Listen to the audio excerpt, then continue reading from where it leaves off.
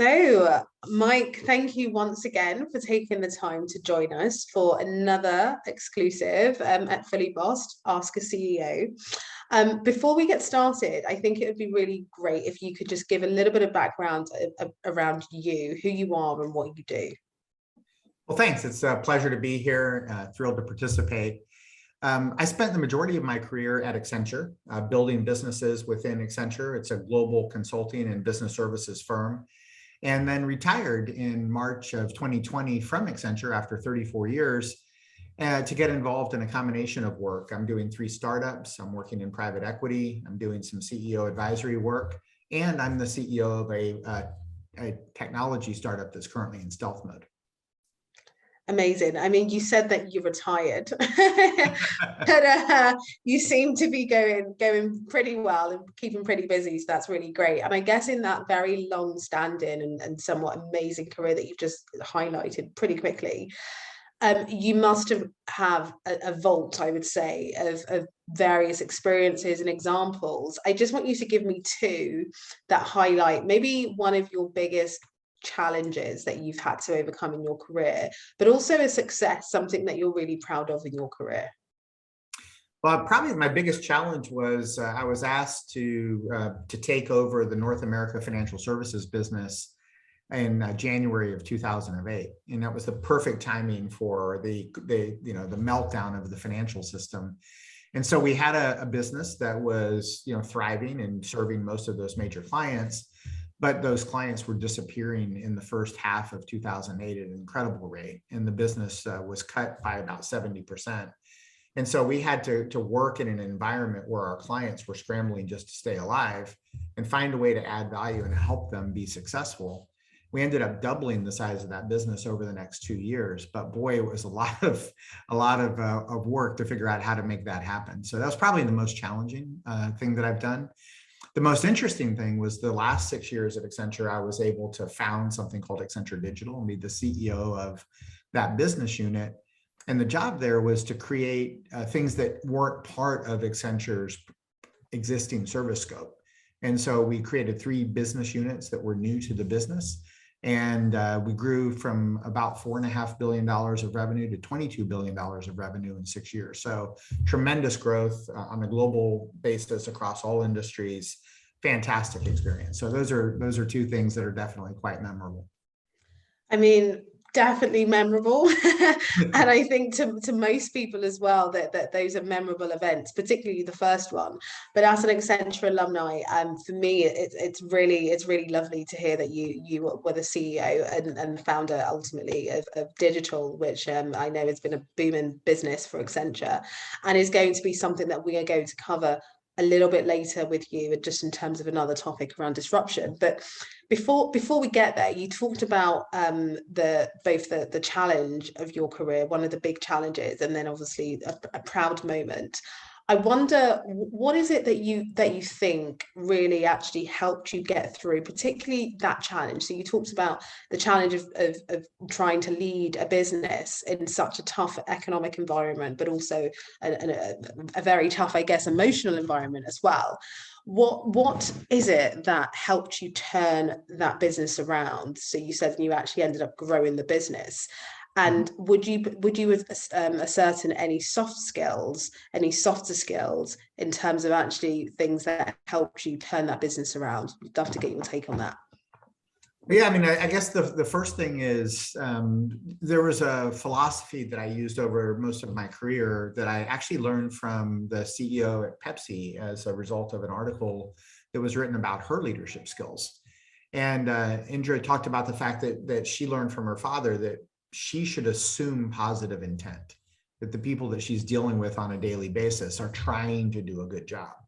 And so as the leader of that business, if she's finding herself frustrated with the results, then she has to look in the mirror and say, what am I doing as the leader to not get the right team with the right resources, with the right coaching and the right capability to actually achieve the results that we're looking for?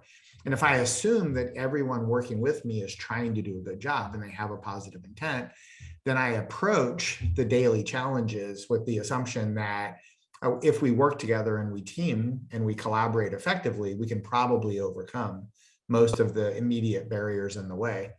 That was certainly important as we went into the financial crisis, because when we were working with clients who were just scrambling to stay alive, and they were doing things like canceling contracts with no warning and then not being, able to pay the penalty clauses, where we had stranded costs and we were going to lose money as a result of that.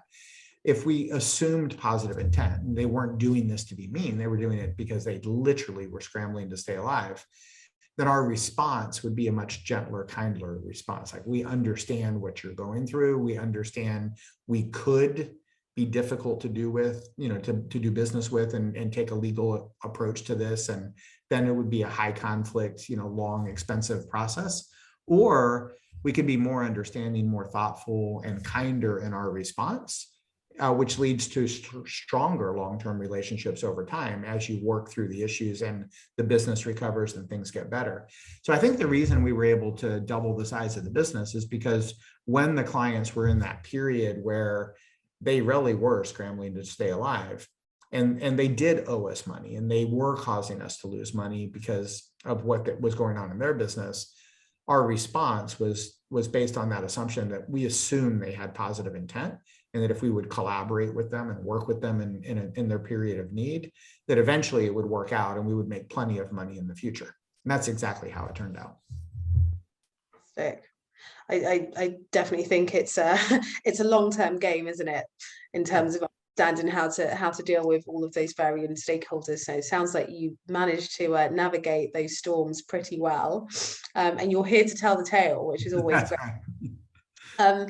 So just another question for you, just around, I guess specifically, advice you would give to those people starting out in their careers, but also advice you would give to potentially those people who actually started their careers when you were talking about one of your biggest challenging times, so back in 2008, and those people are potentially now much more, I guess, senior in their careers, maybe mid to more senior level management. What is it that you think in 2021, 2022, people now need to arm themselves with in order to be successful in their careers?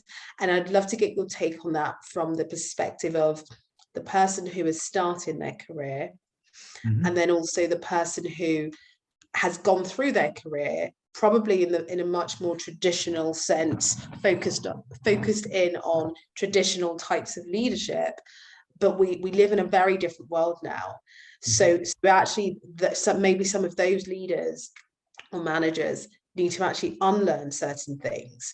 So what is your view on what people could be doing today if they're starting out in their career versus those who are already going through their career but are actually trying to get to the more senior levels? Well, yeah, it's a great question. I guess when you're just starting, you don't know what you don't know. So probably the best advice I could give you is be curious, ask questions, try and understand not just, how do I do my job, but why is this my job? Why is this what people are asking me to achieve? How do I fit into the bigger picture? What's going on in the broader business? How can I help somebody else be successful? A lot of people who are just starting out don't really understand that it is a team sport.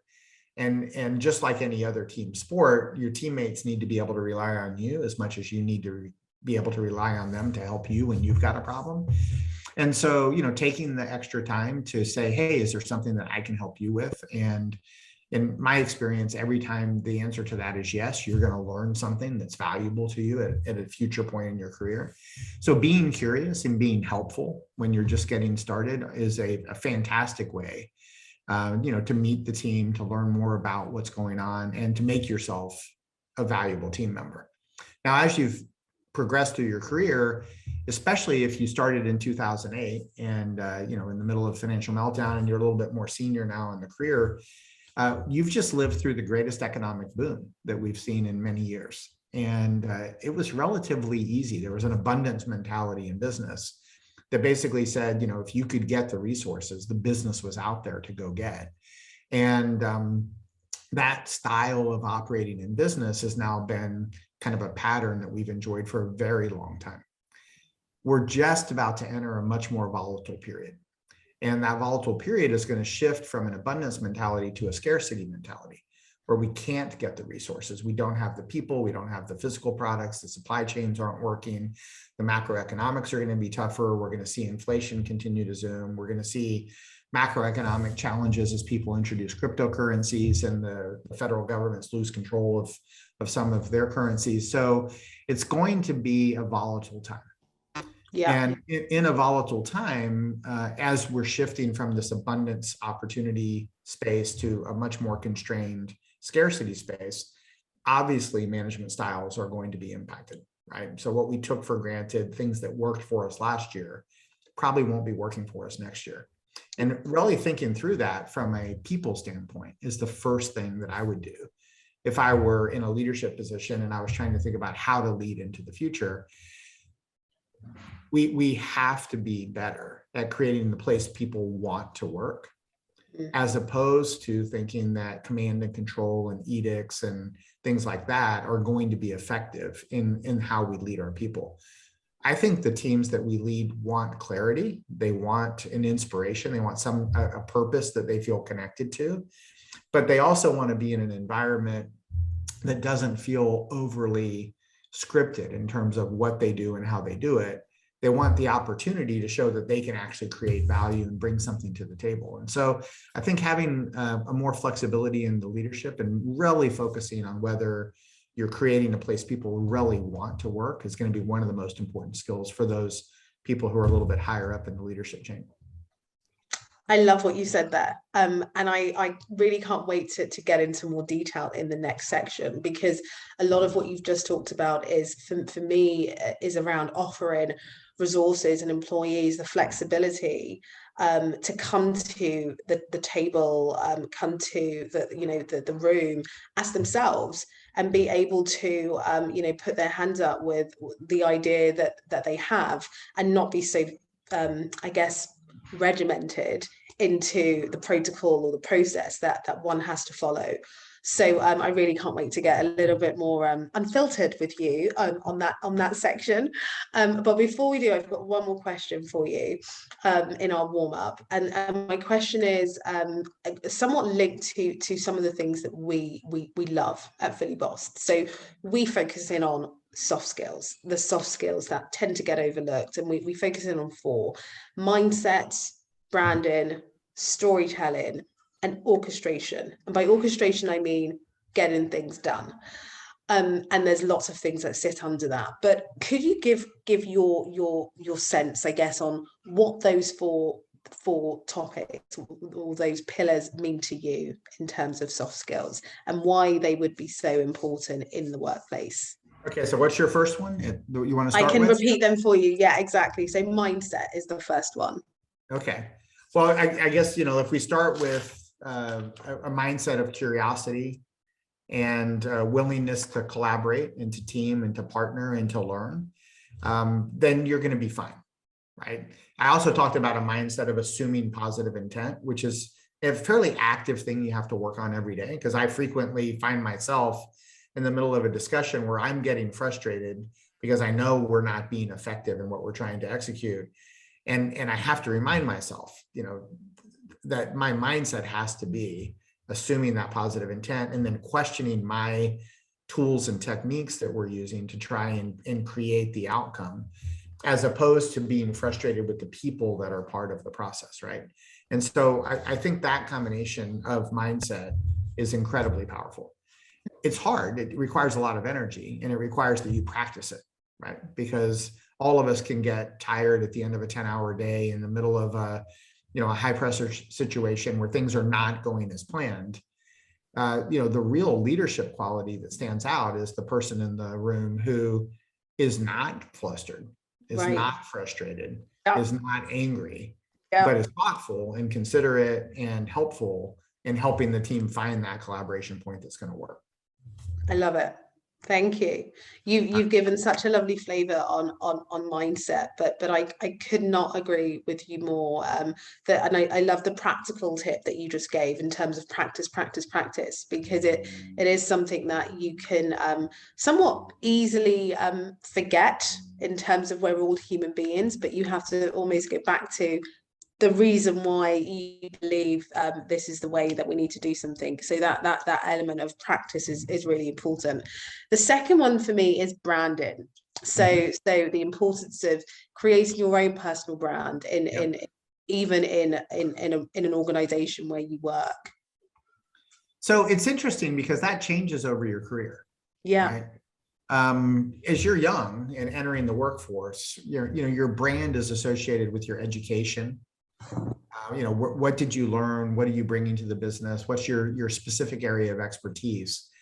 But nobody assumes you actually know that much, right? When you're just joining the workforce, and they're assuming that you're going to get some on-the-job experience and you're going to continue to get some training that's relevant to whatever the task is you're doing. And that's true whether you're in business or you're in medicine or you're in education or religion. It just doesn't matter the field that you're in.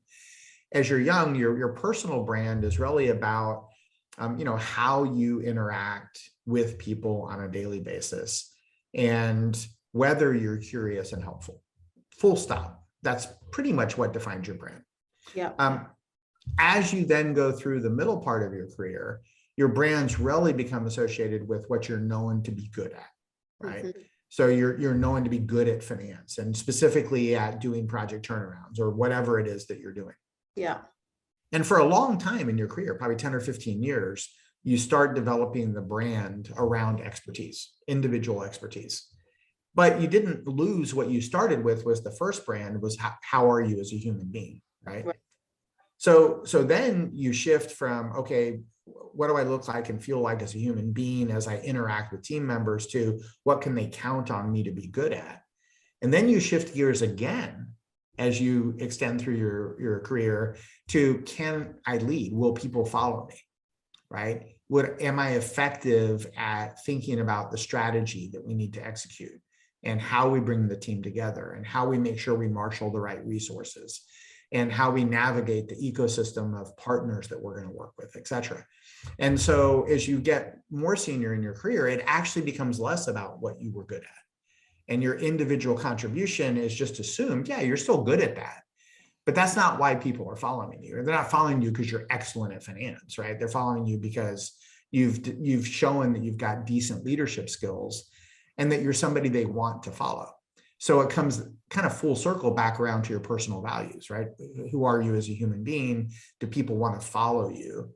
And do they believe that you've got the skills to lead them effectively?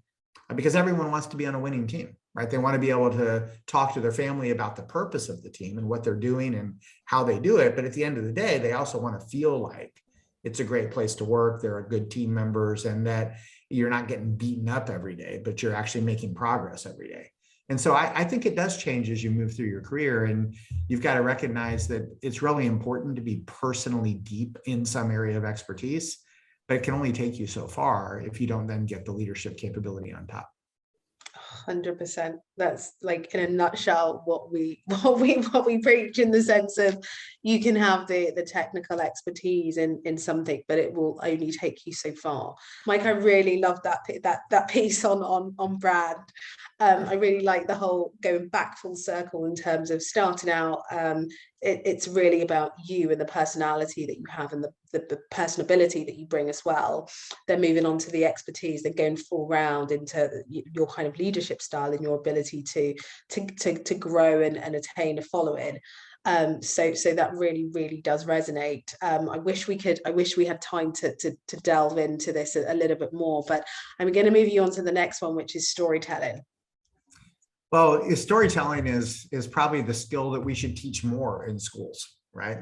We spend so much of our education time teaching people to absorb information, and not enough teaching people how to tell the story that engages others in an authentic way, right? And I'm not talking about making up things that aren't true, but I'm talking about giving people the context, and is in addition to the content, right? And great stories include challenge, right? And overcoming challenges. And they include individual sacrifice and being open to the fact that not everything's perfect, and not pretending it is.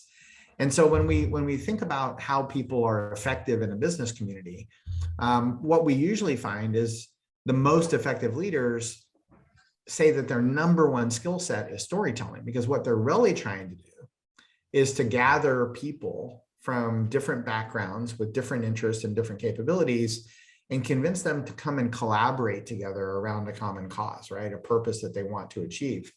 And so being able to effectively tell the story of what are we going to do? How are we going to do it? And what are we expecting to accomplish?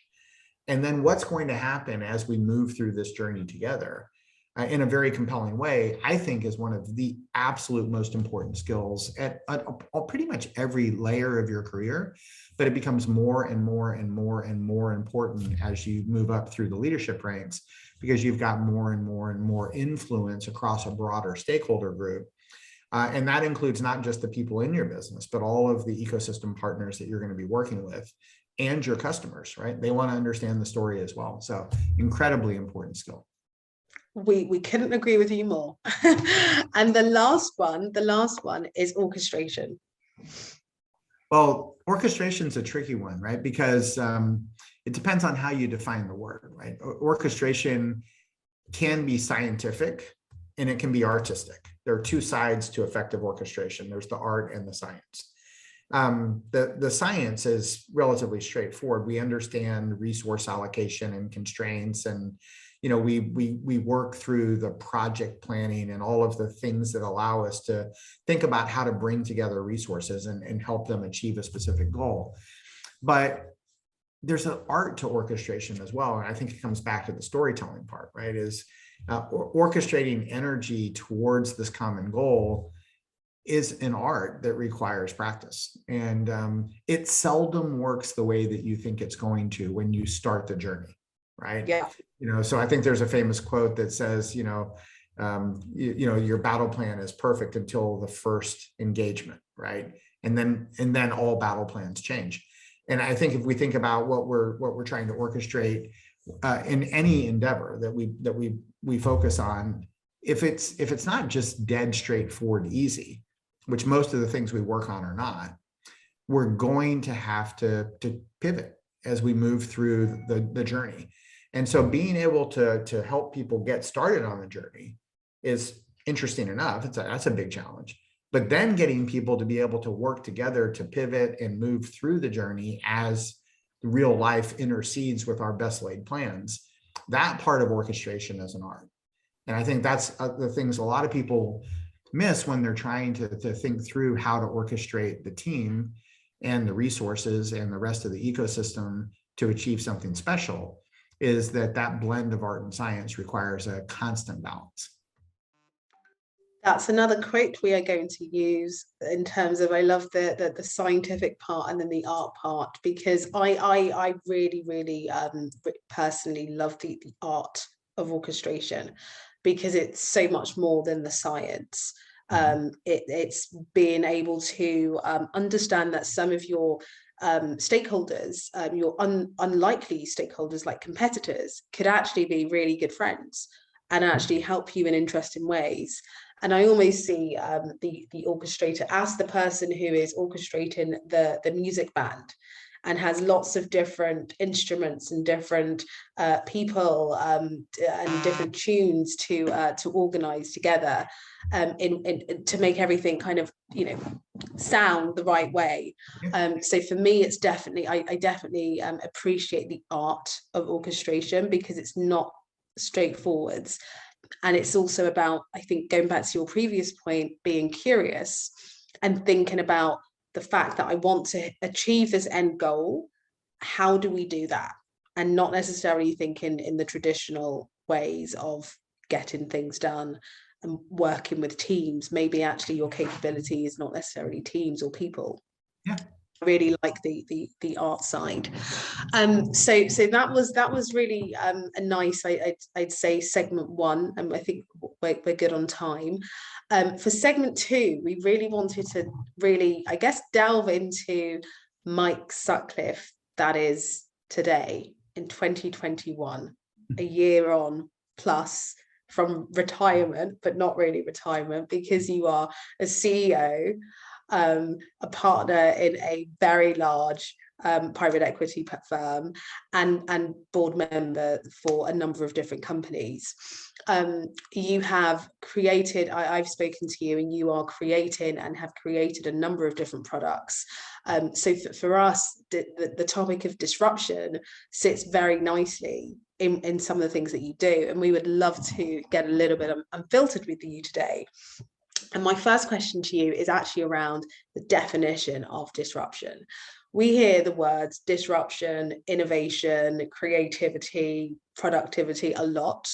But I guess going back to disruption, I would love to get your take on what it means to you.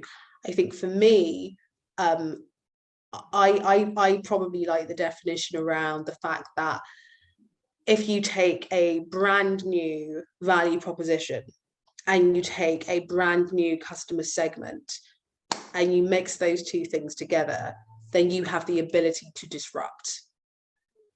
What does it mean to you? Well, it's also a really interesting question, because I think there are disruptions that occur at different levels of impact, right? So some of the disruptions are external factors outside of your control, right? Macroeconomic shocks. The pandemic is obviously disrupting many of our traditional business processes, and now we can see supply chains breaking down, and we can see talent markets breaking, et cetera. So there's disruption that comes at you from many sources, and then there's disruption you create, right? And you can create disruption in the value proposition that you want to bring to a market. What we've seen over the past 7 to 10 years is people have brought fundamentally different thinking about how to create values for a particular customer segment. And while they were at it, they completely changed the commercial model, right? That was around that particular customer segment. And they were saying, hey, I'm willing to subsidize something that somebody used to pay for with a free service, because I actually believe I can add more value in a different part of the value chain. And so I'm going to shift the profit pool in the industry to an area where I can win. And we've seen lots and lots of examples across industries of where the profit pools in the industry are shifting as those interesting customer value propositions are being put on the table. You can move beyond the value proposition to the actual business process, right? Mm-hmm. So, what is it that we assume about how we're going to deliver the value to the customer? What resources are we going to use? What technology is available to us? Who are we going to partner with in the ecosystem? And you can change all of those rules as well. And sometimes the most interesting disruptions are when two people from different value chains come together and they go and create value together in an unexpected way. So disruption can occur from lots of different sources. We've often been told technology is the primary disruptor. I don't agree that it's always technology. I think sometimes human capital is the primary disruptor, right? If we think about, for example, how we got the vaccinations that are available today around the COVID-19 virus, what we see is that there were people who were on the edge of the pharmaceutical industry, who were in a startup, who were doing something differently than the rest of the pharmaceutical industry was doing, that were making a bet about how to discover what the next round of drugs would look like. And so they didn't know that it was going to be for COVID, right? But they were out there, they were disrupting from a different part of the value chain in the pharmaceutical industry. And it just so happened that when we had the pandemic hit, they were able to take that expertise and apply it in a way that disrupted the timelines we had all been told that we were going to expect on when we could get a vaccination, and they collapsed it dramatically, right? And so I think disruption can happen lots of different levels of impact, and it can be from lots of different sources. It can also be positive or negative, right? Some disruption is not good for the world. Some disruption is fantastic for the world. In almost every case that we create disruption, we create unintended consequences of the disruption, right? So even if the disruption itself is fantastic, there could also be non-fantastic, unexpected or unintended consequences. And so, one of the roles of society, right, is to make sure that we have processes in place that manage disruption as it impacts different parts of society, to make sure that those unintended consequences are not punitive to audiences that we didn't expect to create an impact to, but we often do.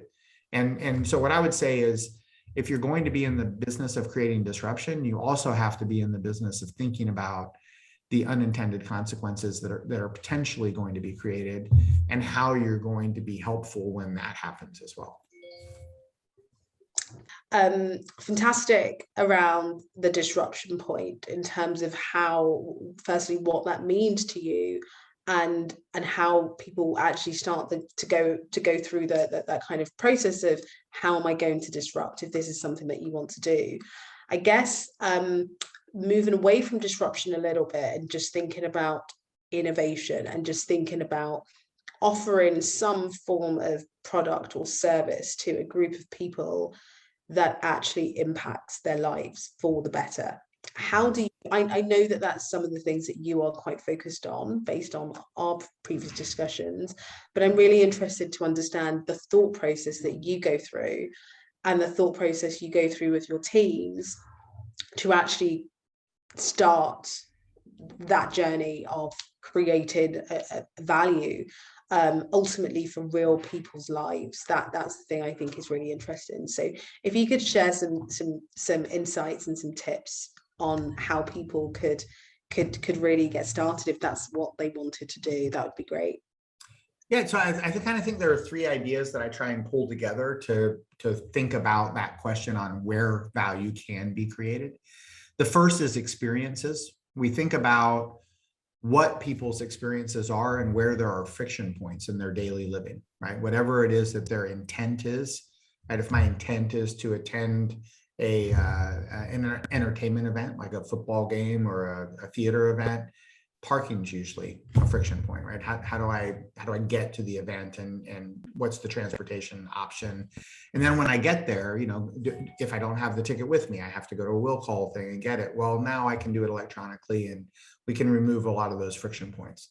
So we think about where customer experiences are not fantastic, and we ask the question, could we make them more fantastic? Is there something we could do to create a better experience?